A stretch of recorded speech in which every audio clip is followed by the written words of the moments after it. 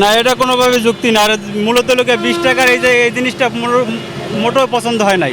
কারণ এটা হলো কি আপনার হলো কি এটা সমস্ত একটা হয়েছে, বিরোধী একটা হয়ে গেছে। টাকার কোনো একটা বোঝা যাইতেছে না। এটা আমার কাছে কাগজ মনে হইতেছে, কাগজ। এটা কোনো ডলারের কোনো মানেই নাই। এটা যে ডলারে যে বলবো, ডলারের কোনো বুঝতেছে না। এগুলো চেঞ্জ করা উচিত, এগুলো চেঞ্জ করা উচিত।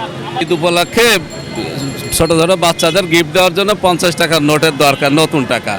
তো ব্যাংকে গেছে, ব্যাংকে নাই। এখানে আসলাম, দেখলাম যে প্রত্যেকটা দোকানে আছে 5000 টাকার বান্ডিল, 550 টাকার বান্ডিল, এরা 5400 টাকা করে এক দাম। তাহলে আমরা এখানে পাই, ব্যাংকে পাই না। ওরা কোথায় পাইছে এটা ওরা বলতে পারবে। আমরা তো ক্রেতা, কিনতে আসছি, জানি না। তা অবশ্যই না থাকলে এরা এত হ্যাডাম যে একদম 50 টাকার নোট নিলে নেবেন, না নিলে যান, একদম। না, আমি বাজারে আসাটা আমি সন্তুষ্ট না, ব্যাংকে থাকলে সন্তুষ্ট ছিলাম।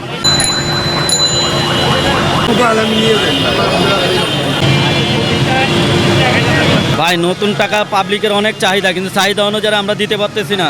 কেন বাংলাদেশ ব্যাংক অতিরিক্ত দিচ্ছে না। তো বাংলাদেশ ব্যাংক যদি দিত তাহলে এত থাকতো না, দামও থাকতো না, দামটা অনেক কমে আসতো। কিন্তু বাংলাদেশ ব্যাংকে পাবলিকরে দিতে পারতেছে না পর্যাপ্ত পরিমাণ। কারণ আমরা বেশি দামে কিনতেছি, আমরা বেশি দামে বিক্রি করতেছি, কিছু করতে পারি না। টাকা এমনি ছবি ছাড়া, কিন্তু আপনার কাগজগুলো আগের থেকে একটু নর্মাল হয়েছে আর কি। আগের টাকাই ভালো ছিল, কিন্তু আগেরটার কাগজ ভালো ছিল, কিন্তু এখনকারটা কাগজ একটু পাতলা। যেটা বাড়িছে, হ্যাঁ, দেখা গেছে অনেকে নতুন হিসাবে অনেক জায়গায় গেলে এটা মানে বিভ্রান্ত মনে করে যে এটা কি জাল না ভালো, এইটা নিয়ে কনফিউশন থাকে সবাই। ঠিক আছে, দেশ জুড়ে তোলপা ওয়ালটন ফ্রিজ কিনে আপনিও হয়ে যেতে পারেন মিলেনিয়ার। তারপর এটা ধীরে ধীরে ঠিক হয়ে যাবে ইনশাল্লাহ। এটা ব্যাংকের লোকেদের সাথে ওনাদের একটা করা আছে। এখন সাধারণ মানুষ তো আর ব্যাংক থেকে পাইতেছে না, সব টাকা ওনাদের কাছে ব্ল্যাকে দিয়ে দেওয়া হইতেছে। এই জন্য সাধারণ মানুষরা ভুক্তভোগী হইতেছে, এখান থেকে বেশি দিয়ে কিনা হইতেছে। কারণ বেশি দিয়ে তো ওনারা যেই একটা দাম চাইতেছে, এই দাম তো হাতে নাগালে মাত্রা ছাড়া দাম চাইতেছে। প্রতিটা নোটে ডাবল, 20 টাকা নোটে নতুন যেটা আসছে এটা 40 টাকা চাইতেছে। 40 টাকা কি মনে করে, এটা তো হয় না। এখন জাল তো পরবর্তীতে সব কিছুই হয়ে যায়, আমাদের দেশে সব কিছুই নকলের দিক দিয়ে উস্তাদ। সে ব্যাপারে এখনও কিছু বলতে পারতেছি না, কারণ নতুন নামছে, হয়তো পর্যায়ক্রমে এটা জাল অবশ্যই হইতে পারে। কারণ টাকার যেই আসলে টাকা একটু দেখি ভাই, আমার মনে হয় এটা জাল ধরাটা খুব টাফ হয়ে যাবে। নোটের যেই অবস্থা দেখতেছি, কাগজের যেই কন্ডিশন, জাল ধরাটা খুব টাফ হবে। এই যে এখানে কিনলাম আপনার 2000 টাকা কিনলাম, 1800 টাকা করে, 1800 টাকা, বুঝলেন? 2000-এ নিল 1800 টাকা বেশি। আগেরটাই টাকা ছিল ভালো, এই কোয়ালিটি ভালো না, কালারটাও ভালো না, এই কালারটাও ভালো না, মানে কোয়ালিটি টাকার কাগজে ভালো না, মনে হয় না। কোনো কারণে কি এই টাকা কি মনে হয় কিনা যে ডলারের মতো দেখা যায়? হ্যাঁ, ডলারের মধ্যে দেখা গেলে কি কাগজ যদি মান ভালো না থাকে তাহলে তো লাভ নাই, বুঝলেন? আগেটাই ভালো ছিল, কালারটাও ছিল ভালো। ভাই, আপনার লোকে 140 টাকা নিছি, আমার লোকে 230 টাকা দিতে হয়েছে। দুইটা নিচে 50 টাকা, দুইটা নিচে 20 টাকা। হ্যাঁ, দাম বেশি। আপনার লোকে 20 টাকা 40 টাকা দিতে হয়েছে, ডাবল 20 টাকা, ডাবল 50 টাকা 80 টাকা। না, এটা কোনোভাবে যুক্তি না। আর মূলত লোকে 20 টাকার এই জিনিসটা মোটেও পছন্দ হয় নাই। কারণ এটা হলো কি আপনার লোকে এটা সমস্ত একটা হয়েছে, বিরোধী একটা হয়ে গেছে। টাকার কোনো একটা বোঝা যাইতেছে না। এটা আমার কাছে কাগজ মনে হইতেছে, কাগজ। এটা কোনো ডলারের কোনো মানেই নাই। এটা যে ডলারে যে বলবো, ডলারের কোনো বুঝতেছে না। এগুলো চেঞ্জ করা উচিত, এগুলো চেঞ্জ করা উচিত। 50 টাকার 80 টাকা করে নিল আর কি, আর 20 টাকারগুলো 40 করে নিচ্ছে।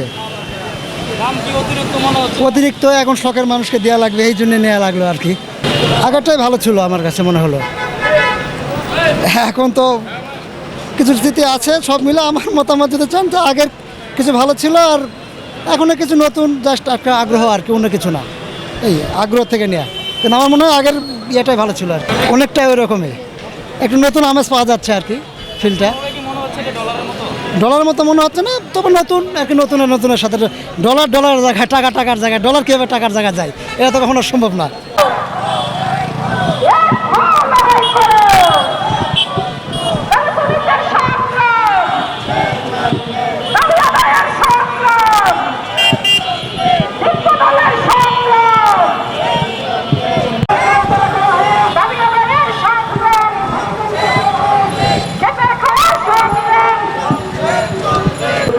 এখানে মূলত আমরা গার্মেন্টস শ্রমিকদের জন্য বর্তমানে যে বাজেট ঘোষণা হইতেছে সে বাজেটে কোনো বরাদ্দ রাখে নাই।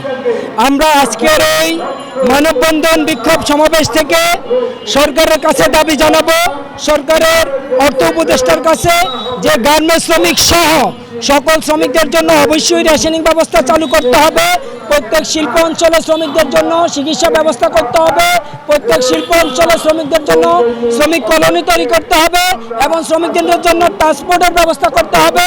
শ্রমিকরা যেন ইফটিজিনের শিকার না হয় সে ব্যবস্থা সরকারকেই করতে হবে। এই বাজেটে অবশ্যই শ্রমিকদের জন্য বাজেটে এই বরাদ্দগুলো রাখার জন্য আমি, যিনি অর্থ উপদেষ্টা আছেন, তার কাছে আহ্বান জানাই। মূলত বাজেট আর আমাদের কিছু ফ্যাক্টরি আছে যেখানে এখনো শ্রমিকদের বকেয়া বেতন ভাতা এপ্রিল মাসের বেতন পায় নাই, মে মাসের বেতন পায় নাই, বোনাসও পাবে না, অনিশ্চয়তার মধ্যে আছে অনেক মালিক, এখনো খুঁজে পাওয়া যায় নাই। ফ্যাক্টরি লেআপ আছে। আমরা শ্রম মন্ত্রণালয় বিজিএম এ ধর্ণা ধরেও কোনো রকম শুরু না পাইয়া সর্বশেষ প্রেসক্লাবকে বেছে নিয়েছি। প্রেসক্লাব থেকে এখন শ্রমভবন ঘিরে দিয়ে সাভার হেমেদপুরের বসুন্ধরা গার্মেন্টসের শ্রমিকরা অবস্থান করতেছি। আমাদের বসুন্ধরা গার্মেন্টসের শ্রমিকরা এপ্রিল মাসের বেতন পাবে, মে মাসের বেতন পাবে, বোনাস পাবে। স্টাফরা 3 মাসের বেতন পাবে এবং বোনাস পাবে। বসুন্ধরা গার্মেন্টস, জি।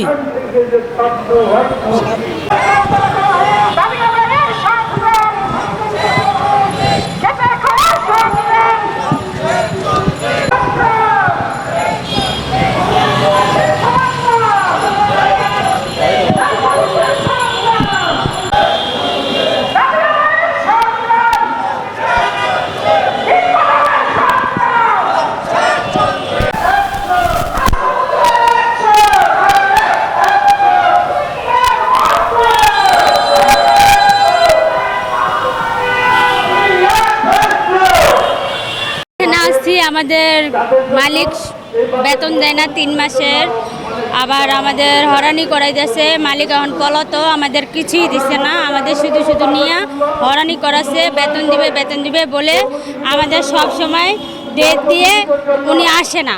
পুলিশের কাছে আমরা গেলে পুলিশ আমাদের সাথে গুলি দৌড়ানি দেয়, হরানি করে, তারপরে পানি দিয়া, তারপরে যে গ্যাসের বোতল দিয়ে আমাকে শরীরে করে জুলুম করে, এইগুলো করে আমাদের। বসুন্ধরা মালিক বেতন দেয় না। মালিক পলানোর চেষ্টা করছিল, পলাইতে পারে নাই। 3 মাসের বেতন না দিয়ে পলাইতে চাইছিল। আমরা আরও 2 ফির নামছিলাম কিন্তু করতে পারি নাই। আন্দোলন করছি, সবাইকে জানাইছি, কেউ আমাদের এটা সমাধান করতে পারে নাই। এই জন্য আমরা এই অফিসে আসার উদ্যোগ নিচ্ছি। হ্যাঁ,